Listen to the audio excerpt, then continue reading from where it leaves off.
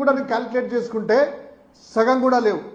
అంటే 58% 58% ముఖ్యమంత్రుల ఆస్తులంతా కూడా ఈయనకు ఒక్కరి దగ్గరే ఉన్నాయి.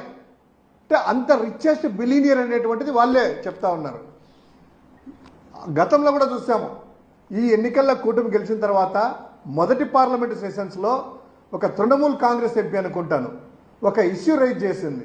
ఏంటంటే చంద్రబాబు నాయుడు గారి కుటుంబానికి సంబంధించినటువంటి సంస్థ హెరిటేజ్ ఆస్తులు ఒక్క రోజులో కేవలం 24 గంటల్లో దగ్గర 438 కోట్ల రూపాయలు పెరిగాయట.